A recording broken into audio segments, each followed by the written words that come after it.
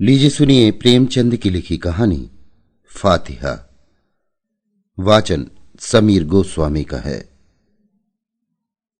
सरकारी अनाथालय से निकलकर मैं सीधा फौज में भर्ती किया गया। मेरा शरीर हष्टपुष्ट और बलिष्ठ था। साधारण मनुष्यों की अपेक्षा मेरे हाथ पैर कहीं लंबे और स्नायु युक्त थे। मेरी लंबाई पूरी 6 फुट 9 इंच थी। पलटन में देव के नाम से विख्यात था। जब से मैं फौज में भर्ती हुआ तब से मेरी किस्मत ने भी पलटा खाना शुरू किया और मेरे हाथ से कई ऐसे काम हुए जिनसे प्रतिष्ठा के साथ साथ मेरी आय भी बढ़ती गई। पलटन का हर एक जवान मुझे जानता था।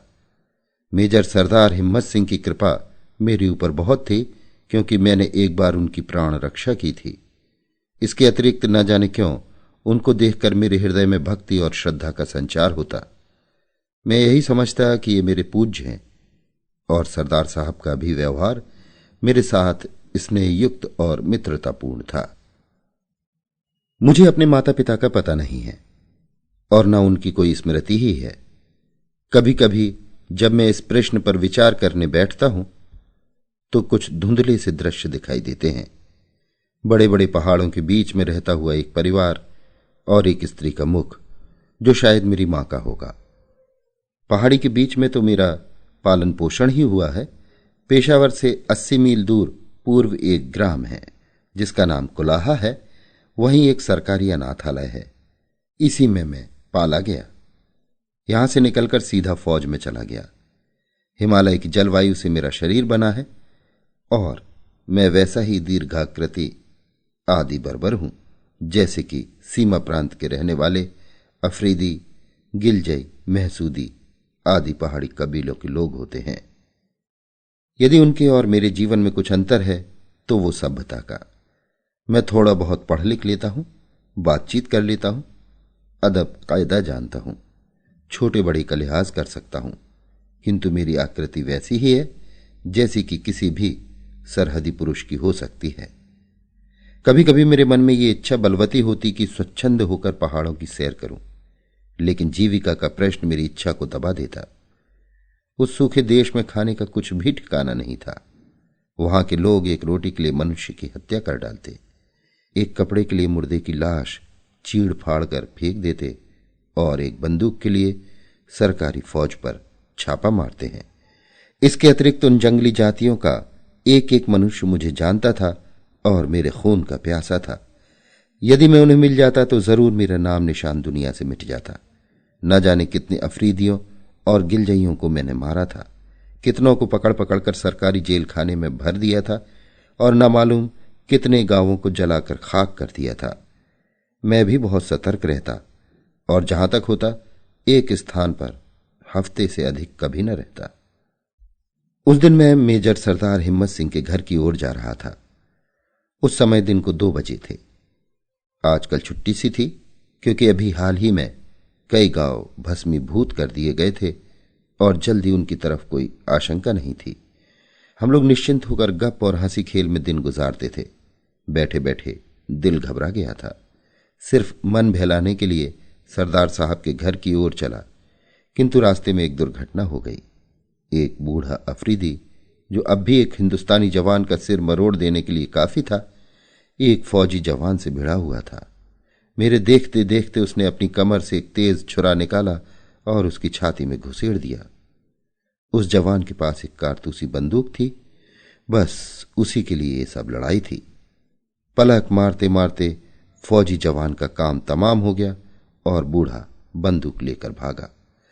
मैं उसके पीछे दौड़ा, लेकिन दौड़ने में वो इतना तेज था कि बात की बात में आंखों से ओझल हो गया।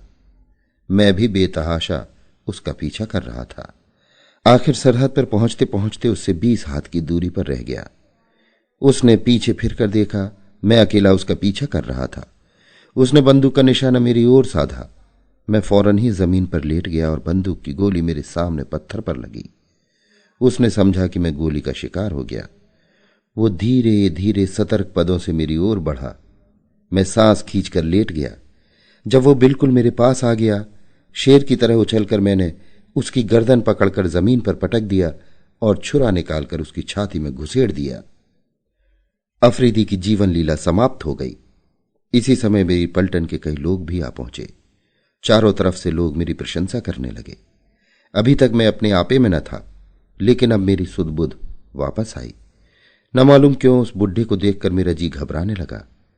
अभी तक न मालूम कितने ही अफरीदियों को मारा था, लेकिन कभी भी मेरा हृदय इतना घबराया न था। मैं जमीन पर बैठ गया और उस बुढ़े की ओर देखने लगा। पलटन के जवान भी पहुंच गए और मुझे घायल जानकर अनेक प्रकार के प्रश्न करने लगे। धीरे धीरे मैं उठा और चुपचाप शहर की ओर चला। सिपाही मेरे पीछे पीछे उसी बुढ़े की लाश घसीटते हुए चले। शहर के निवासियों ने मेरी जय जयकार का तांता बांध दिया। मैं चुपचाप मेजर सरदार हिम्मत सिंह के घर में घुस गया।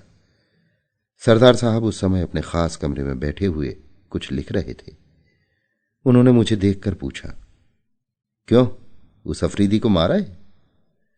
मैंने बैठते हुए कहा, जी हां, लेकिन सरदार साहब, न जाने क्यों मैं कुछ बुज़दिल हो गया हूं। सरदार साहब ने आश्चर्य से कहा, असद खां और बुज़दिल, ये दोनों एक जगह होना नामुमकिन है। मैंने उठते हुए कहा, सरदार साहब, यहां तबीयत नहीं लगती। उठकर बाहर बरामदे में बैठिए, न मालूम क्यों मेरा दिल घबराता है। सरदार साहब उठकर मेरे पास आए और स्नेह से मेरी पीठ पर हाथ फेरते हुए कहा, असद, तुम दौड़ते दौड़ते थक गए हो, और कोई बात नहीं। अच्छा, चलो बरामदे में बैठें, शाम की ठंडी हवा तुम्हें ताजा कर देगी। सरदार साहब और मैं दोनों बरामदे में जाकर कुर्सियों पर बैठ गए। शहर के चौमुहाने पर उसी वृद्ध की लाश रखी थी और उसके चारों ओर भीड़ लगी हुई थी। बरामदे में जब मुझे बैठे हुए देखा तो लोग मेरी ओर इशारा करने लगे। सरदार साहब ने यह दृश्य देखकर कहा, असद खां, देखा, लोगों की निगाह में तुम कितने ऊंचे हो। तुम्हारी वीरता को यहां का बच्चा बच्चा सराहता है। अब भी तुम कहते हो कि मैं बुज़दिल हूं? मैंने मुस्कुराकर कहा, जब से मैंने इस बुढ़े को मारा है, तब से मेरा दिल मुझे धिक्कार रहा है। सरदार साहब ने हंसकर कहा, क्योंकि तुमने अपने से निर्बल को मारा है। मैंने अपनी दिलजमाई करते हुए कहा, मुमकिन है ऐसा ही हो। इसी समय एक अफरीदी रमणी धीरे धीरे आकर सरदार साहब के मकान के सामने खड़ी हो गई। जो ही सरदार साहब ने देखा, उनका मुंह सफेद पड़ गया। उनकी भयभीत दृष्टि उसकी ओर से फिरकर मेरी ओर हो गई। मैं भी आश्चर्य से उनके मुंह की ओर निहारने लगा। उस रमणी का सा सुगठित शरीर मर्दों का भी कम होता है। खाकी रंग के मोटे कपड़े का पैजामा और नीले रंग का मोटा कुर्ता पहने हुए थी। बलूची औरतों की तरह सिर पर रूमाल बांध रखा था। रंग चंपई था और यौवन की आभा फूट फूट कर बाहर निकल पड़ती थी। इस समय उसकी आंखों में ऐसी भीषणता थी जो किसी के दिल में भय का संचार करती। रमणी की आंखें सरदार साहब की ओर से फिरकर मेरी ओर आईं और उसने यों घूरना शुरू किया कि मैं भयभीत हो गया। रमणी ने सरदार साहब की ओर देखा और फिर जमीन पर थूक दिया और फिर मेरी ओर देखती हुई धीरे धीरे दूसरी ओर चली गई। रमणी को जाते देखकर सरदार साहब की जान में जान आई। मेरे सिर पर से भी एक बोझ हट गया। मैंने सरदार साहब से पूछा, क्योंकि आप जानते हैं? सरदार साहब ने एक गहरी ठंडी सांस लेकर कहा, हां, बखूबी। एक समय था जब ये मुझ पर जान देती थी और वास्तव में अपनी जान पर खेलकर मेरी रक्षा भी की थी, लेकिन अब इसको मेरी सूरत से नफरत है। इसी ने मेरी स्त्री की हत्या की है। इसे जब कभी देखता हूं मेरे होश हवास काफूर हो जाते हैं और वही दृश्य मेरी आंखों के सामने नाचने लगता है। मैंने भय विह्वल स्वर में पूछा, सरदार साहब, उसने मेरी ओर भी तो बड़ी भयानक दृष्टि से देखा था। न मालूम क्यों मेरे भी रोए खड़े हो गए थे। सरदार साहब ने सिर हिलाते हुए बड़ी गंभीरता से कहा, असद खां, तुम भी होशियार रहो। शायद इस बूढ़े अफरीदी से इसका संपर्क है। मुमकिन है ये उसका भाई या बाप हो। तुम्हारी ओर उसका देखना कोई मानी रखता है। बड़ी भयानक स्त्री है। सरदार साहब की बात सुनकर मेरी नस नस कांप उठी। मैंने बातों का सिलसिला दूसरी ओर फेरते हुए कहा, सरदार साहब, आप इसको पुलिस के हवाले क्यों नहीं कर देते? इसको फांसी हो जाएगी। सरदार साहब ने कहा, भाई असद खां, इसने मेरे प्राण बचाए थे और शायद अब भी मुझे चाहती है। इसकी कथा बहुत लंबी है, कभी अवकाश मिला तो कहूंगा। सरदार की बातों से मुझे भी कुतूहल हो रहा था। मैंने उनसे ये वृतांत सुनने के लिए आग्रह करना शुरू किया। पहले तो उन्होंने टालना चाहा, पर जब मैंने बहुत जोर दिया तो विवश होकर बोले, असद, मैं तुम्हें अपना भाई समझता हूं, इसलिए तुमसे कोई पर्दा न रखूंगा। लो सुनो। असद खां, 5 साल पहले मैं इतना वृद्ध न था जैसा कि अब दिखाई पड़ता हूं। उस समय मेरी आयु 40 वर्ष से अधिक न थी, एक भी बाल सफेद न हुआ था, और उस समय मुझ में इतना बल था कि 2 जवानों को मैं लड़ा देता। जर्मनों से मैंने मुठभेड़ की है और न मालूम कितनों को यमलोक का रास्ता बता दिया। जर्मन युद्ध के बाद मुझे यहां सीमा प्रांत पर काली पलटन का मेजर बनाकर भेजा गया। जब पहले पहल मैं यहां आया तो यहां की कठिनाइयां सामने आईं, लेकिन मैंने उनकी जरा परवाह न की और धीरे धीरे उन सब पर विजय पाई। सबसे पहले यहां आकर मैंने पश्तो सीखना शुरू किया। पश्तो के बाद और जबानें सीखीं, यहां तक कि मैं उनको बड़ी आसानी और मुहावरों के साथ बोलने लगा। फिर इसके बाद कई आदमियों की टोलियां बनाकर देश का अंतर्भाग भी छान डाला। इस पड़ताल में कई बार मैं मरते मरते बचा, किंतु सब कठिनाइयां झेलते हुए मैं यहां पर सकुशल रहने लगा। उस जमाने में मेरे हाथ से ऐसे ऐसे काम होते गए जिनसे सरकार में मेरी बड़ी नामवरी और प्रतिष्ठा भी हो गई। एक बार कर्नल हैमिल्टन की मेम साहब को मैं अकेले छुड़ा लाया था और कितने ही देशी आदमियों और औरतों के प्राण मैंने बचाए हैं। यहां पर आने के 3 साल बाद से मेरी कहानी आरंभ होती है। एक रात को मैं अपने कैंप में लेटा हुआ था। अफरीदियों से लड़ाई हो रही थी। दिन के थके मांदे सैनिक गाफिल पड़े हुए थे। कैंप में सन्नाटा था। लेटे लेटे मुझे भी नींद आ गई। जब मेरी नींद खुली तो देखा कि छाती पर एक अफरीदी, जिसकी आयु मेरी आयु से लगभग दूनी होगी, सवार है और मेरी छाती में छुरा घुसेड़ने ही वाला है। मैं पूरी तरह से उसके अधीन था। कोई भी बचने का उपाय न था, किंतु उस समय मैंने बड़े ही धैर्य से काम लिया और पश्तो भाषा में कहा, मुझे मारो नहीं, मैं सरकारी फौज में अफसर हूं, मुझे पकड़ ले चलो, सरकार तुमको रुपया देकर मुझे छुड़ाएगी। ईश्वर की कृपा से मेरी बात उसके मन में बैठ गई। कमर से रस्सी निकालकर मेरे हाथ पैर बांधे और फिर कंधे पर बोझ की तरह लाद कर खेमे से बाहर आया। बाहर मार काट का बाजार गर्म था। उसने एक विचित्र प्रकार से चिल्लाकर कुछ कहा और मुझे कंधे पर लादे वो जंगल की ओर भागा। ये मैं कह सकता हूं कि उसको मेरा बोझ कुछ भी न मालूम होता था और बड़ी तेजी से भागा जा रहा था। उसके पीछे पीछे कई आदमी जो उसी के गिरोह के थे, लूट का माल लिए हुए भागे चले आ रहे थे। प्रातःकाल हम लोग तालाब के पास पहुंचे। तालाब बड़े बड़े पहाड़ों से घिरा हुआ था। उसका पानी बड़ा निर्मल था और जंगली पेड़ इधर उधर उग रहे थे। तालाब के पास पहुंचकर हम सब लोग ठहरे।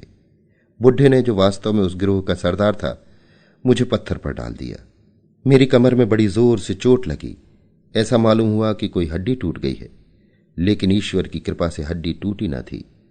सरदार ने मुझे पृथ्वी पर डालने के बाद कहा, क्यों, कितना रुपया दिलाएगा?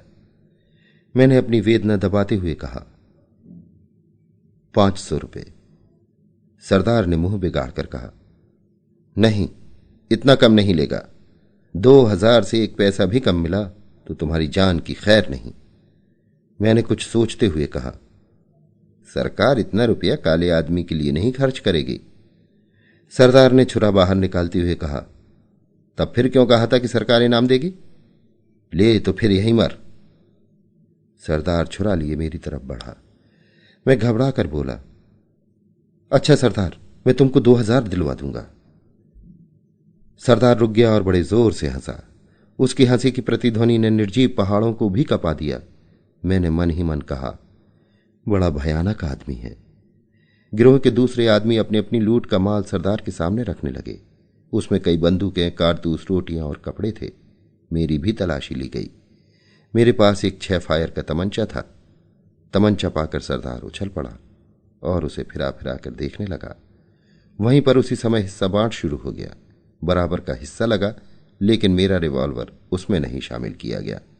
वो सरदार साहब की खास चीज थी। थोड़ी देर विश्राम करने के बाद फिर यात्रा शुरू हुई। इस बार मेरे पैर खोल दिए गए और साथ साथ चलने को कहा। मेरी आंखों पर पट्टी भी बांध दी गई ताकि मैं रास्ता न देख सकूं। मेरे हाथ रस्सी से बंधे हुए थे और उसका एक सिरा एक अफरीदी के हाथ में था। चलते चलते मेरे पैर दुखने लगे, लेकिन उनकी मंजिल पूरी न हुई। सिर पर जेठ का सूरज चमक रहा था, पैर जले जा रहे थे, प्यास से गला सूखा जा रहा था, लेकिन वे बराबर चले जा रहे थे। वे आपस में बातें करते जाते थे, लेकिन अब मैं उनकी एक बात भी न समझ पाता। कभी कभी एक आध शब्द तो समझ जाता, लेकिन बहुत अंशों में मैं कुछ भी न समझ पाता। वे लोग इस समय अपनी विजय पर प्रसन्न थे और एक अफरीदी ने अपनी भाषा में एक गीत गाना शुरू किया। गीत बड़ा ही अच्छा था। असद खां ने पूछा, सरदार साहब वो गीत क्या था? सरदार साहब ने कहा, उस गीत का भाव याद है। भाव यह है कि एक अफरीदी जा रहा है, उसकी स्त्री कहती है, कहां जाते हो? युवक उत्तर देता है, जाते हैं तुम्हारे लिए रोटी और कपड़ा लाने। स्त्री पूछती है, और कुछ अपने बच्चों के लिए नहीं लाओगे? युवक उत्तर देता है, बच्चे के लिए बंदूक लाऊंगा, ताकि वो जब बड़ा हो तो वो भी लड़े और अपनी प्रेमिका के लिए रोटी और कपड़ा ला सके। स्त्री कहती है, ये कहो कब आओगे? युवक उत्तर देता है, आऊंगा तभी जब कुछ जीत लाऊंगा, नहीं तो वहीं मर जाऊंगा। स्त्री कहती है, शाबाश, जाओ, तुम वीर हो, तुम जरूर सफल होगे। गीत सुनकर मैं मुग्ध हो गया। गीत समाप्त होते होते हम लोग भी रुक गए। मेरी आंखें खोली गईं। सामने बड़ा सा मैदान था और चारों ओर गुफाएं बनी हुई थीं, जो उन्हीं लोगों के रहने की जगह थी। फिर मेरी तलाशी ली गई और इस दफे सब कपड़े उतरवा लिए गए, केवल पायजामा रह गया। सामने एक बड़ा सा शिलाखंड रखा हुआ था। सब लोगों ने मिलकर उसे हटाया और मुझे उसी ओर ले चले। मेरी आत्मा कांप उठी। ये तो जिंदा कब्र में डाल देंगे। मैंने बड़ी ही वेदनापूर्ण दृष्टि से सरदार की ओर देखकर कहा, सरदार, सरकार तुम्हें रुपया देगी, मुझे मारो नहीं। सरदार ने हंसकर कहा, तुम्हें मारता कौन है? कैद किया जाता है।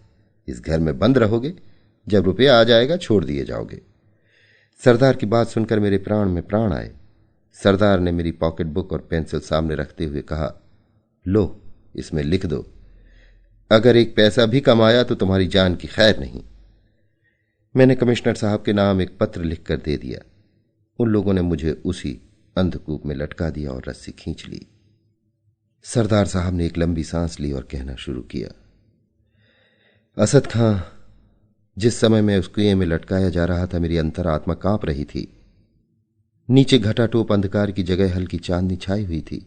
भीतर से गुफा न बहुत छोटी और न बहुत बड़ी थी। फर्श खुरदुरा था। ऐसा मालूम होता था कि बरसों यहां पर पानी की धारा गिरी है और ये गढ़ा तब जाकर तैयार हुआ है। पत्थर की मोटी दीवार से वो कूप घिरा हुआ था और उसमें जहां तहां छेद थे, जिनसे प्रकाश और वायु आती थी। नीचे पहुंचकर मैं अपनी दशा का हेर फेर सोचने लगा।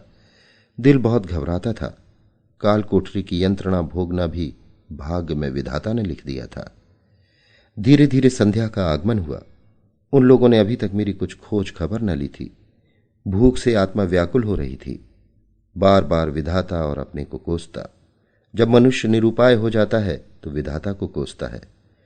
अंत में एक छेद से 4 बड़ी बड़ी रोटियां किसी ने बाहर से फेंकी। जिस तरह कुत्ता एक रोटी के टुकड़े पर दौड़ता है, वैसे ही मैं दौड़ा और उठाकर उस छेद की ओर देखने लगा। लेकिन फिर किसी ने कुछ न फेंका और न कुछ आदेश ही मिला। मैं बैठकर रोटियां खाने लगा। थोड़ी देर बाद उसी छेद से एक लोहे का प्याला रख दिया गया, जिसमें पानी भरा हुआ था। मैंने परमात्मा को धन्यवाद देकर पानी उठाकर पिया। जब आत्मा कुछ तृप्त हुई तो कहा, थोड़ा पानी और चाहिए। इस पर दीवार की उस ओर से एक भीषण हंसी की प्रतिध्वनि सुनाई दी और किसी ने खनखनाते हुए स्वर में कहा, पानी अब कल मिलेगा, प्याला दे दो, नहीं तो कल भी पानी नहीं मिलेगा। क्या करता, हार कर प्याला वहीं पर रख दिया। इस प्रकार कई दिन बीत गए। नित्य दोनों समय पर 4 रोटियां और एक प्याला पानी मिल जाता था। धीरे धीरे मैं भी इस शुष्क जीवन का आदी हो गया। निर्जनता अब उतनी न खलती। कभी कभी मैं अपनी भाषा में और कभी कभी पश्तो में गाता। इससे तबीयत कुछ बहल जाती और हृदय भी शांत हो जाता। एक दिन रात्रि के समय मैं एक पश्तो गीत गा रहा था। मजनू झुलसाने वाले बगलों से कह रहा था, तुम में क्या वो हरारत नहीं है जो काफिरों को जलाकर खाक कर देती है? आखिर वो गर्मी मुझे क्यों नहीं जलाती? क्या इसलिए कि मेरे अंदर खुद एक ज्वाला भरी हुई है? देखो, जब लैला ढूंढती हुई यहां आवे तो मेरा शरीर बालू से ढक देना, नहीं तो शीशे की तरह लैला का दिल टूट जाएगा। मैंने गाना बंद कर दिया। उसी समय छेद से किसी ने कहा, कैदी, फिर तो गाओ। मैं चौंक पड़ा। कुछ खुशी भी हुई, कुछ आश्चर्य भी। पूछा, तुम कौन हो? उसी छेद से उत्तर मिला, मैं हूं तुरिया, सरदार की लड़की। मैंने पूछा, क्या तुमको ये गाना पसंद है? तुरिया ने उत्तर दिया, हां। कैदी, गाओ, मैं फिर सुनना चाहती हूं। मैं हर्ष से गाने लगा। गीत समाप्त होने पर तुरिया ने कहा, तुम रोज यही गीत मुझे सुनाया करो, इसके बदले मैं तुमको और रोटियां और पानी दूंगी। तुरिया चली गई। इसके बाद मैं सदा रात के समय वही गीत गाता और तुरिया सदा दीवार के पास आकर सुनती। मेरे मनोरंजन का एक मार्ग निकल आया। धीरे धीरे एक मास बीत गया, पर किसी ने अभी तक मेरे छुड़ाने के लिए रुपया न भेजा। ज्यों ज्यों दिन बीतते जाते मैं अपने जीवन से निराश होता जाता। ठीक 1 महीने बाद सरदार ने आकर कहा, कैदी, अगर कल तक रुपया न आएगा तो तुम मार डाले जाओगे। अब रोटियां नहीं खिला सकता। मुझे जीवन की कुछ आशा न रही। उस दिन न मुझसे खाया गया और न कुछ पिया ही गया। रात हुई, फिर रोटियां फेंक दी गई, लेकिन खाने की इच्छा नहीं हुई। निश्चित समय पर तुरिया ने आकर कहा, कैदी, गाना गाओ। उस दिन मुझे कुछ अच्छा न लगता था। मैं चुप रहा।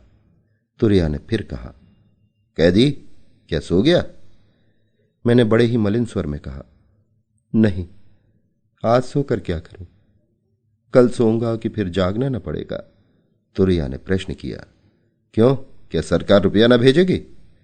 मैंने उत्तर दिया, भेजेगी तो, लेकिन कल तुम्हें मार डाला जाऊंगा।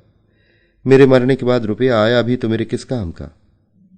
तुरिया ने सांत्वनापूर्ण स्वर में कहा, अच्छा तुम गाओ, मैं कल तुम्हें मरने न दूंगी। मैंने गाना शुरू किया। जाते समय तुरिया ने पूछा, कैदी, तुम कटघरे में रहना पसंद करते हो? मैंने सहर्ष उत्तर दिया, हां, किसी तरह इस नरक से तो छुटकारा मिले। तुरिया ने कहा, अच्छा, कल मैं अब्बा से कहूंगी। दूसरे ही दिन मुझे अंधकूप से बाहर निकाला गया। मेरे दोनों पैर 2 मोटी शहतीरों के छेदों में बंद कर दिए गए और वो काठ की ही कीलों से प्राकृतिक गड्ढों में कस दिए गए। सरदार ने मेरे पास आकर कहा, कैदी, 15 दिन की अवधि और दी जाती है। इसके बाद तुम्हारी गर्दन तन से अलग कर दी जाएगी। आज दूसरा खत अपने घर को लिखो। अगर ईद तक रुपया ना आया तो तुम्ही को हलाल किया जाएगा। मैंने दूसरा पत्र लिखकर दे दिया। सरदार के जाने के बाद तुरिया आई। ये वही रमणी थी जो अभी गई है। ये उस सरदार की लड़की थी। यही मेरा गाना सुनती थी और इसी ने सिफारिश करके मेरी जान बचाई थी। तुरिया आकर मुझे देखने लगी। मैं भी उसकी ओर देखने लगा। तुरिया ने पूछा, कैदी, घर में तुम्हारे कौन कौन हैं? मैंने बड़े ही कातर स्वर में कहा, 2 छोटे छोटे बालक और कोई नहीं। मुझे मालूम था कि अफरीदी बच्चों को बहुत प्यार करते हैं।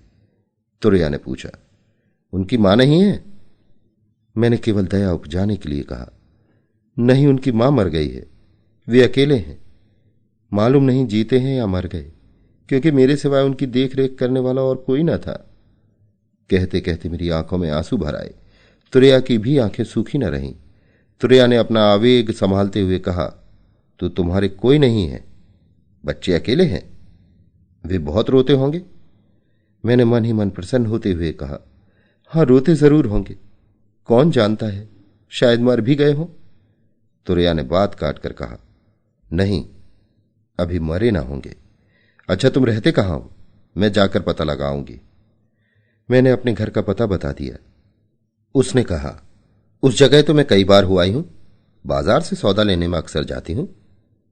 अब जाऊंगी तो तुम्हारे बच्चों की भी खबर ले आऊंगी। मैंने शंकित हृदय से पूछा, कब जाओगी? उसने कुछ सोचकर कहा, उस जुमेरात को जाऊंगी। अच्छा, तुम वही गीत गाओ। मैंने आज बड़ी उमंग और उत्साह से गाना शुरू किया। मैंने आज देखा कि उसका असर तुरिया पर कैसा पड़ता है। उसका शरीर कांपने लगा, आंखें डबडबा आईं, गाल पीले पड़ गए और वो कांपते हुए बैठ गई। उसकी दशा देखकर मैंने दूने उत्साह से गाना शुरू किया और अंत में कहा, तुरिया, अगर मैं मारा जाऊं तो मेरे बच्चों को मेरे मरने की खबर देना। मेरी बात का पूरा असर पड़ा। तुरिया ने भर्राए हुए स्वर में कहा, कैदी, तुम मरोगे नहीं। मैं तुम्हारे बच्चों के लिए तुम्हें छोड़ दूंगी। मैंने निराश होकर कहा, तुरिया, तुम्हारे छोड़ देने से भी मैं बच नहीं सकता। इस जंगल में मैं भटक भटक कर मर जाऊंगा और फिर तुम पर भी मुसीबत आ सकती है। अपनी जान के लिए तुमको मुसीबत में न डालूंगा। तुरिया ने कहा, मेरे लिए तुम चिंता ना करो, मेरे ऊपर कोई शक ना करेगा। मैं सरदार की लड़की हूं, जो कहूंगी वही सब मान लेंगे। लेकिन क्या तुम जाकर रुपया भेज दोगे? मैंने प्रसन्न होकर कहा, हां तुरिया, मैं रुपया भेज दूंगा। तुरिया ने जाते हुए कहा, तो मैं भी तुम्हें छुटकारा दिला दूंगी। इस घटना के बाद तुरिया सदैव मेरे बच्चों के संबंध में बातें करती। असद खां, सचमुच इन अफरीदियों को बच्चे बहुत प्यारे होते हैं। विधाता ने यदि उन्हें बर्बर हिंसक पशु बनाया है तो मनुष्योचित प्रकृति से वंचित भी नहीं रखा है। आखिर जुमेरात आई और अभी तक सरदार वापस न आया, न कोई उस गिरोह का आदमी ही वापस आया। उस दिन संध्या समय तुरिया ने आकर कहा, कैदी, अब मैं नहीं जा सकती, क्योंकि मेरा पिता अभी तक नहीं आया। यदि कल भी ना आया तो मैं तुम्हें रात को छोड़ दूंगी। तुम अपने बच्चों के पास जाना, लेकिन देखो, रुपया भेजना ना भूलना। मैं तुम पर विश्वास करती हूं। मैंने उस दिन बड़े उत्साह से गाना गाया। आधी रात तक तुरिया सुनती रही, फिर सोने चली गई। मैं भी ईश्वर से मनाता रहा कि कल और सरदार ना आए। काठ में बंधे बंधे मेरा पैर बिल्कुल निकम्मा हो गया था। तमाम शरीर दुख रहा था। इससे तो काल कोठरी में ही अच्छा था, क्योंकि वहां हाथ पैर तो हिला डुला सकता था। दूसरे दिन भी गिरोह वापस न आया। उस दिन तुरिया बहुत चिंतित थी। शाम को आकर तुरिया ने मेरे पैर खोलकर कहा, कैदी, अब तुम जाओ, चलो मैं तुम्हें थोड़ी दूर पहुंचा दूं। थोड़ी देर तक मैं अवश्य लेटा रहा। धीरे धीरे मेरे पैर ठीक हुए और ईश्वर को धन्यवाद देता हुआ मैं तुरिया के साथ चल दिया। तुरिया को प्रसन्न करने के लिए मैं रास्ते भर गीत गाता आया। तुरिया बार बार सुनती और बार बार रोती। आधी रात के करीब मैं तालाब के पास पहुंचा। वहां पहुंचकर तुरिया ने कहा, सीधे चले जाओ, तुम पेशावर पहुंच जाओगे। देखो, होशियारी से जाना, नहीं तो कोई तुम्हें अपनी गोली का शिकार बना डालेगा। ये लो, तुम्हारे कपड़े हैं, लेकिन रुपया जरूर भेज देना। तुम्हारी जमानत मैं लूंगी। अगर रुपया ना आया तो मेरे भी प्राण जाएंगे और तुम्हारे भी। अगर रुपया आ गया तो कोई भी अफरीदी तुम पर हाथ ना उठाएगा, चाहे तुम किसी को मार भी डालो। जाओ, ईश्वर तुम्हारी रक्षा करे और तुमको अपने बच्चों से मिलाए। तुरिया फिर ठहरी नहीं, गुनगुनाती हुई लौट पड़ी।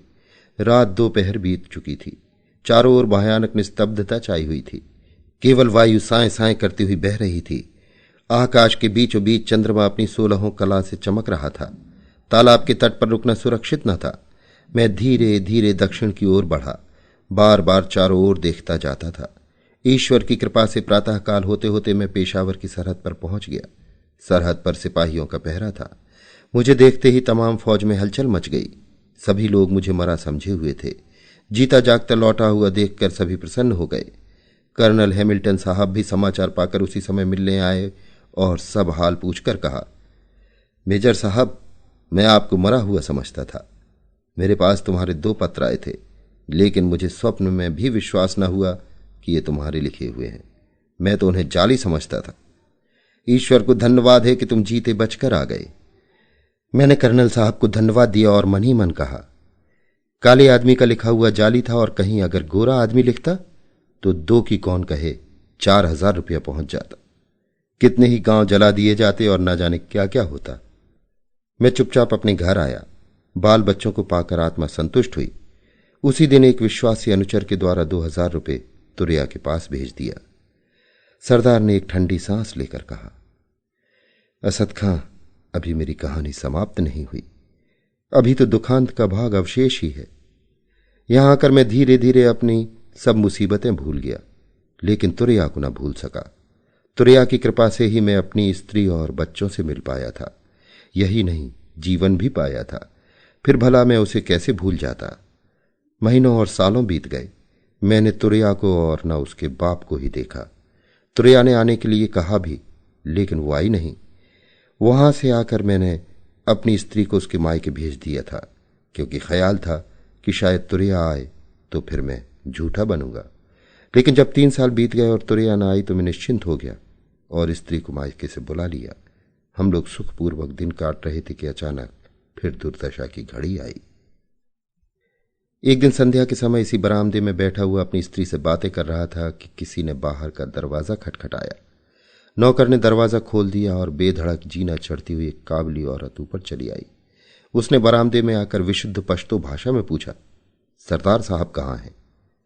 मैंने कमरे के भीतर आकर पूछा, तुम कौन हो, क्या चाहती हो? उस स्त्री ने कुछ मूंगे निकालते हुए कहा, ये मूंगे मैं बेचने के लिए आई हूं, खरीदेगा?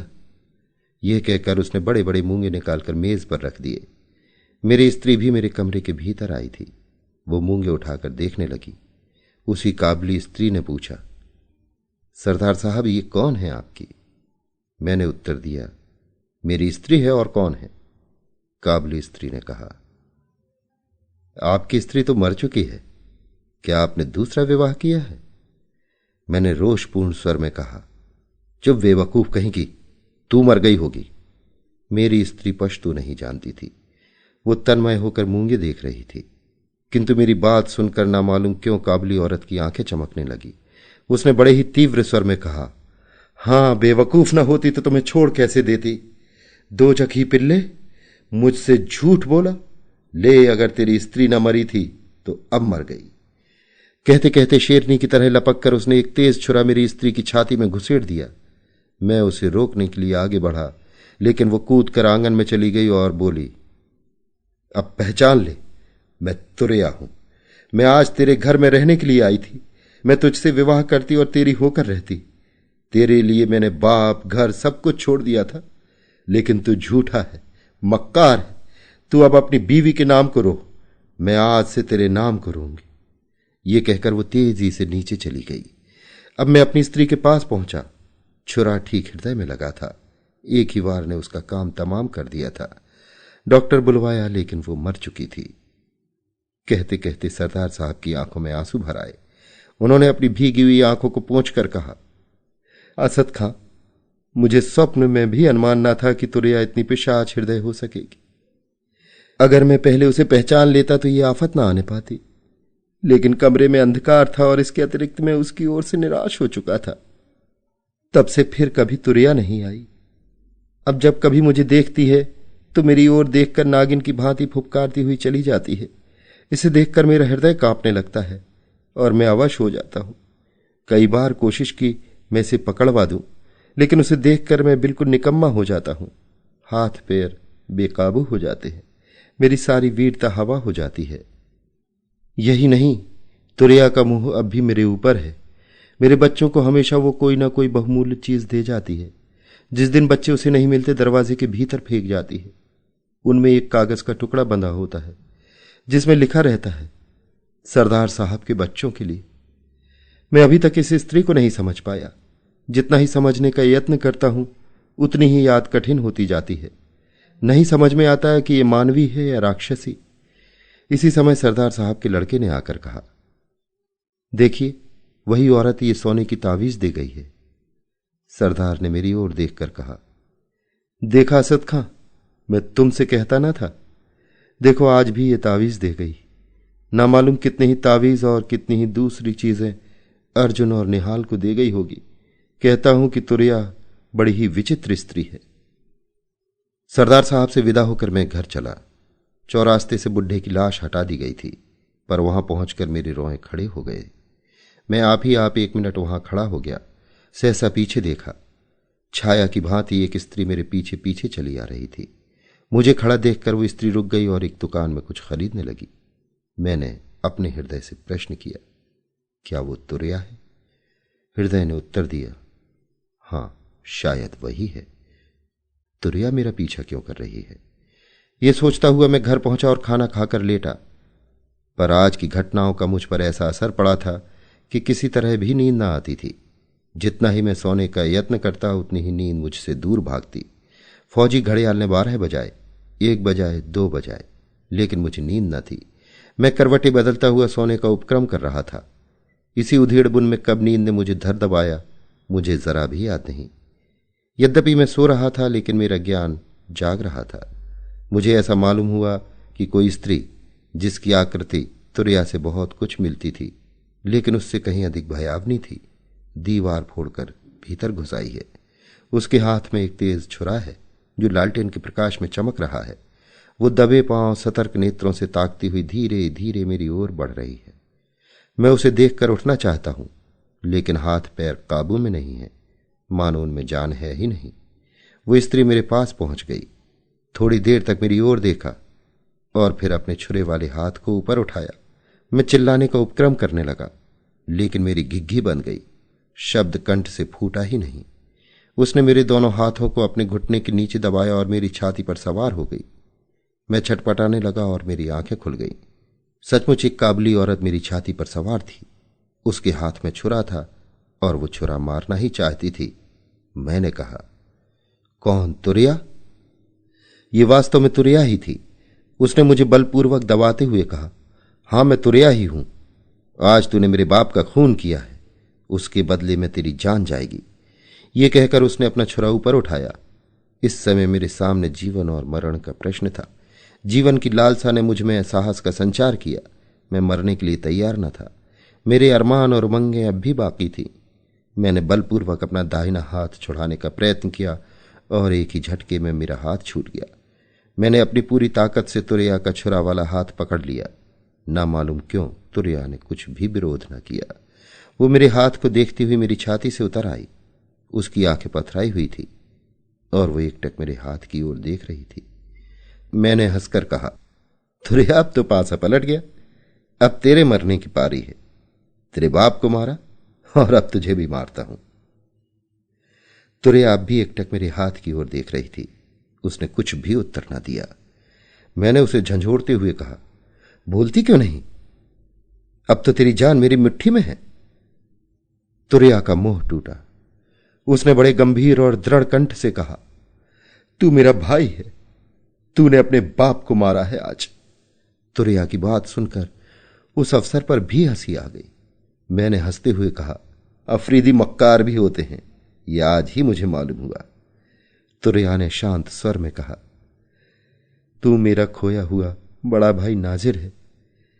वो जो तेरे हाथ में निशान है वही बतला रहा है कि तू मेरा खोया हुआ भाई है। बचपन से ही मेरे हाथ में एक सांप गुदा हुआ था और यही मेरी पहचान फौजी रजिस्टर में भी लिखी हुई थी। मैंने हंसकर कहा, तुरैया, तू मुझे भुलावा नहीं दे सकती। मैं अब तुझे किसी तरह न छोड़ूंगा। तुरैया ने अपने हाथ से छुरा फेंक कर कहा, सचमुच तू मेरा भाई है। अगर तुझे विश्वास नहीं होता तो देख, मेरे दाहिने हाथ में भी ऐसा ही सांप गुदा हुआ है। मैंने तुरैया के हाथ पर दृष्टि डाली तो वहां भी बिल्कुल मेरा ही जैसा सांप गुदा हुआ था। मैंने कुछ सोचते हुए कहा, तुरैया, मैं तेरा विश्वास नहीं कर सकता। ये इत्तेफाक की बात है। तुरैया ने कहा, मेरा हाथ छोड़ दे, मैं तुझ पर वार न करूंगी। अफरीदी झूठ नहीं बोलते।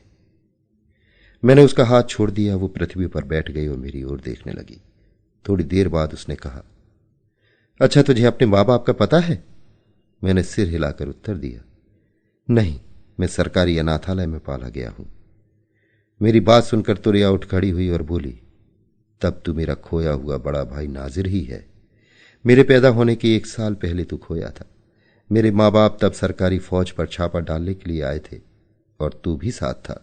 मेरी मां लड़ने में बड़ी होशियार थी, तो उनकी पीठ से बंधा हुआ था और वे लड़ रही थी। इस समय एक गोली उनके पैर में लगी और वे गिरकर बेहोश हो गई। बस कोई तुझे खोल ले गया। मेरी मां को मेरा बाप अपने कंधे पर उठा लाया, लेकिन तुझे खोज न सका। बहुत तलाश की, लेकिन कहीं तेरा पता न लगा। अम्मा अक्सर तेरी चर्चा किया करती थी। उनके हाथ में भी निशान था। ये कहकर उसने फिर वही हाथ मुझे दिखलाया। मैं उसका और अपना सांप मिलाने लगा। वास्तव में दोनों सांप हूबहू एक से थे। बाल भर भी अंतर न था। मैं हताश होकर चारपाई पर गिर पड़ा। तुरैया मेरे पास बैठकर स्नेह से मेरे माथे का पसीना पोंछने लगी। उसने कहा, नाजिर, मां कहती थी कि तू मरा नहीं, जिंदा है। एक दिन जरूर तू हम लोगों से मिलेगा। तुरैया की बात पर अब मुझे विश्वास हो चला था। जाने कौन मेरे हृदय में बैठा हुआ कह रहा था कि तुरैया जो कहती है ठीक है। मैंने एक लंबी सांस लेकर कहा, क्यों तुरैया, मैंने जिसे आज मारा है वो हम लोगों का बाप था? तुरैया के मुंह पर शोक का एक छोटा सा बादल घिराया। उसने बड़े ही दुखपूर्ण स्वर में कहा, हां नाजिर, वो अभागा हमारा बाप ही था। कौन जानता था कि वो अपने प्यारे लड़के के हाथों हलाल होगा। फिर सांत्वनापूर्ण स्वर में बोली, लेकिन नाजिर, तूने तो अनजान में ये काम किया है। बाप के मरने से मैं बिल्कुल अकेली हो गई थी, लेकिन अब तुझे पाकर बाप के रंज को भूल जाऊंगी। नाजिर, तू रंज न कर। तुझे क्या मालूम था कि कौन तेरा बाप है और कौन तेरी मां। देख, मैं ही तुझे मारने के लिए आई थी, तुझे मार डालती, लेकिन खुदा की मेहरबानी से मैंने अपना खानदानी निशान देख लिया। खुदा की ऐसी ही मर्जी थी। तुरैया से मालूम हुआ कि मेरे बाप का नाम हैदर खां था, जो अफरीदियों के एक गिरोह का सरदार था। मैंने सरदार हिम्मत सिंह के संबंध में भी तुरैया से बातें की तो मालूम हुआ कि तुरैया सरदार साहब को प्यार करने लगी थी। वो हमारे बाप से लड़ भिड़ कर सरदार साहब से निकाह करने आई थी, लेकिन वहां इनकी स्त्री को पाकर वो ईर्ष्या और क्रोध से पागल हो गई और उसने उनकी स्त्री की हत्या कर डाली। काबली औरत के भेष में जाकर वो कुछ मजाक करना चाहती थी, लेकिन घटना चक्र उसे दूसरी ओर ले गया। मैंने सरदार साहब की दशा का वर्णन किया। सुनकर वो कुछ सोचती रही और फिर कहा, नहीं, वो आदमी झूठा और दगाबाज है, मैं उससे निकाह नहीं करूंगी, लेकिन तेरी खातिर अब सब भूल जाऊंगी। कल उनके बच्चों को ले आना, मैं प्यार करूंगी। प्रातःकाल तुरैया को देखकर मेरा नौकर आश्चर्य करने लगा। मैंने उससे कहा, ये मेरी बहन है। नौकर को मेरी बात पर विश्वास न हुआ। तब मैंने विस्तार पूर्वक सब हाल कहा और उसी समय अपने बाप की लाश की खबर लेने के लिए भेजा। नौकर ने आकर कहा, लाश अभी तक थाने पर रखी हुई है। मैंने बड़े साहब के नाम एक पत्र लिखकर सब हाल बता दिया और लाश पाने के लिए दरख्वास्त की। उसी समय साहब के यहां से स्वीकृति आ गई। एक पत्र लिखकर मेजर साहब को भी बुलवाया। मेजर साहब ने आकर कहा, क्या बात है असद, इतनी जल्दी आने के लिए क्यों लिखा? मैंने हंसते हुए कहा, मेजर साहब, मेरा नाम अब असद नहीं रहा, मेरा असली नाम है नाजिर। मेजर साहब ने आश्चर्य से मेरी ओर देखते हुए कहा, रात भर में तुम पागल तो नहीं हो गए? मैंने हंसते हुए कहा, नहीं सरदार साहब, अभी और सुनिए। तुरैया मेरी सगी बहन है और जिसे कल मैंने मारा वो मेरा बाप था। सरदार साहब मेरी बात सुनकर मानो आकाश से गिर पड़े। उनकी आंखें कपाल पर चढ़ गईं। उन्होंने कहा, क्यों असद, तुम मुझे पागल कर डालोगे? मैंने सरदार साहब का हाथ पकड़कर कहा, आइए, तुरैया के मुंह से ही सब हाल सुन लीजिए। तुरैया मेरे यहां बैठी हुई आपकी प्रतीक्षा कर रही है। सरदार साहब सख्ते की हालत में मेरे पीछे पीछे चले। तुरैया उन्हें आते देखकर उठ खड़ी हुई और हंसती हुई बोली, कैदी, तुम वही गीत फिर गाओ। तुरैया की बात सुनकर मैं और सरदार साहब भी हंसने लगे। सरदार साहब को बिठाकर मैंने विस्तार पूर्वक सब हाल कहा। कहानी सुनकर सरदार साहब ने मुझसे कहा, नाजिर, अब तो मैं नाजिर ही कहूंगा। तुरैया को मैं तुमसे मांगता हूं, मैं इसके साथ विवाह करूंगा। मैंने हंसकर कहा, लेकिन आप हिंदू हैं और हम लोग मुसलमान। सरदार साहब ने हंसकर कहा, पलटनियों की कोई जाति पाति नहीं होती। तुरैया ने उसी समय कहा, लेकिन सरदार साहब, मैं तुमसे विवाह नहीं करूंगी। हां, अगर तुम अपने दोनों बच्चों को मेरे पास भेज दो तो मैं उनकी मां बन जाऊंगी। सरदार साहब हंसते हुए विदा हुए। उसी दिन शाम को सरदार साहब तुरैया और दूसरे पलटनियों के साथ जाकर अपने बाप की लाश दफनाई।